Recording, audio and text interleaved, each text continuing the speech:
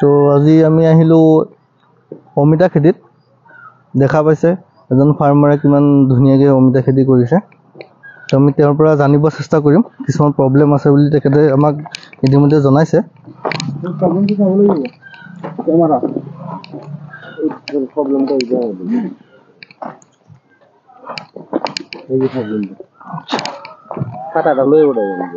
আপুনি কিমান খেতি কৰিছে ইয়াত? এটা লগাইছো মই 2 বিঘা মান। 2 বিঘা। কিমান দিন হ'ল আপোনাৰ? হৈ গ'ল আপোনাৰ 2.5 মাহ মান হৈছে। 2.5 মাহ হৈছে। আপোনালোকে চাব পাৰিছে 2.5 মাহৰ বাগান হয় অমিতা খেতি। তো খেতিটো ভালেই হৈছে, তাৰ মাজে মাজে কিছুমান প্ৰব্লেম আহিছে। তো তাৰ সলিউশ্যনৰ কাৰণে বৰ্তমান আমি উপস্থিত হৈছোঁ আহি পেলাই। চাওঁ আমি কিমানখিনি সলিউশ্যন কৰিব পাৰোঁ।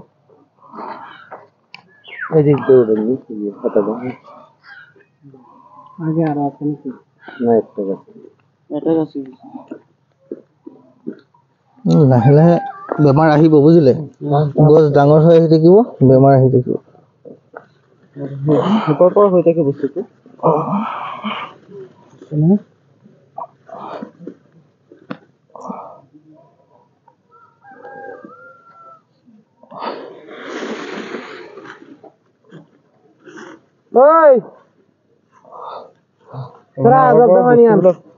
দিব লাগে। আপুনি কি কি ব্যৱহাৰ কৰিছিলে ইয়াত? এতিয়া সুপাৰ এৰিয়া ডিপি এইবিলাক দি হেৰি কৰিছে। আচ্ছা, সুপাৰ এৰিয়াটোত আপোনাৰ নিউট্ৰিয়েন্টছ নাথাকেতো। এজোপা গছত আপোনাৰ বহুত ধৰণৰ খাদ্য লাগে।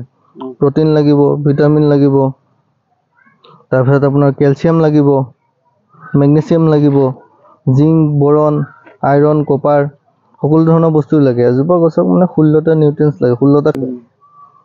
ইয়াত কিমান সুপাৰটো নিদিলেও হয়। কেমিকেল ফসফৰাছ যেটো হয় সেইটো অমিতাত কি দিলে মানে ফাংগাছটো আহি যায়, লগে লগে ফাংগাছটো আহি যায়। সেইকাৰণে প্ৰব্লেমটো মানে দেখা পায়। ডাইৰেক্ট কেমিকেল হৈ যায় বস্তুটো।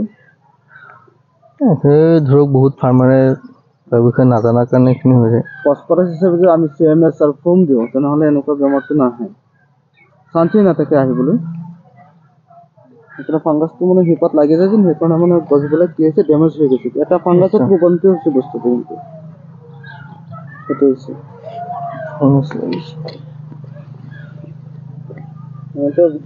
বাগানটো ভালেই হৈছে। এতিয়া এটা কৰাৰ সময় আহিছে, এতিয়া লাহে লাহে কৰিব আৰু। অমিতা গছত বহুত ধৰণৰ খাদ্য লাগে, তেতিয়াহে মানে আপোনাৰ প্ৰপাৰ মানে ছাকচেছ হৈ যায়।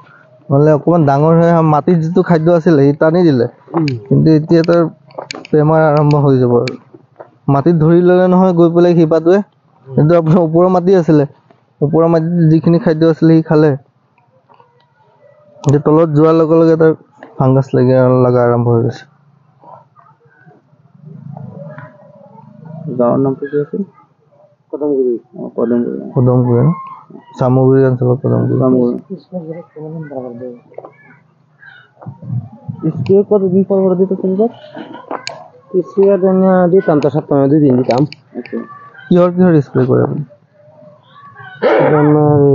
মানে কি প্ৰব্লেমৰ কাৰণে স্প্ৰে দিয়ে? প্রবলেম মানে একটু আরো একটা বেমার আছে। মই দিলে একটু বেমার আছে।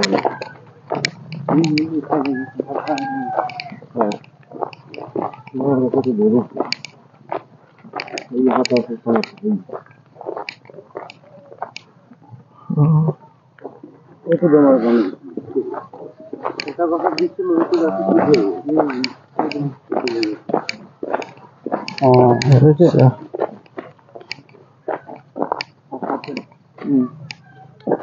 লিফকাল ভাইরাস হয়ে গেছে। কিমান বেমাৰ আছে চাওকচোন। লিফকাল ভাইৰাস পুৰা বাদ দেব। বগা বগা হেৰি আছে বাদ। এইটো দেখা নাপায়। এইটো এটা লিফকাল ভাইরাস বুলি কয়। এটা টাইম আছে এতিয়া মানে কি হ'ল লাহে লাহে এটাক কৰিব আৰু দিন দিন আৰু বেছি নহয়, বুজিলে? পোকটো আছে। পোকটো বেলেগ, কিন্তু এটা ভাইৰাছ হয় লিফকাল ভাইৰাছ, সেইটো কাৰণে এইটো প্ৰব্লেম হয়। এইটো যদি প্ৰপাৰ ধৰক নলেজ নাথাকে, ধৰক ঘপকৰে দোকানে যিকোনো মেডিচিন দিলক আপোনাক, আপোনাৰ খেতিটো আপুনি যদি ইচ্ছা কৰে যে আমাৰ মাধ্যমে যদি আপুনি আগুৱাব বিচাৰে, তো আমি ধৰক প্ৰপাৰ মেনেজমেণ্ট আপোনাক কৰাই দিম। কেতিয়া সাৰ লাগিব, কোনটো স্প্ৰে কৰিব লাগিব, কেতিয়া পানী দিব লাগিব, মাজে মাজে আমি আহি চাই থাকিম, সেইমতে আপোনাৰ কামখিনি কৰাই দিম।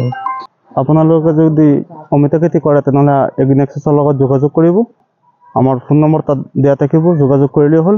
যিকোনো খেতি কৰে আমাৰ কোম্পানী আপোনাৰ লগত থাকিব, কোনো চিন্তা কৰিব নালাগে, টেনশ্যনৰ কোনো কাৰণ নাই। আমাৰ টীম আছে, টীমসকল আহিব, আহি চাব কোন সময়ত কি দৰকাৰ, গোটেইখিনি বস্তু প্ৰভাইড কৰি দিব আপোনাক, কোনো ধৰণৰ চিন্তা নাই।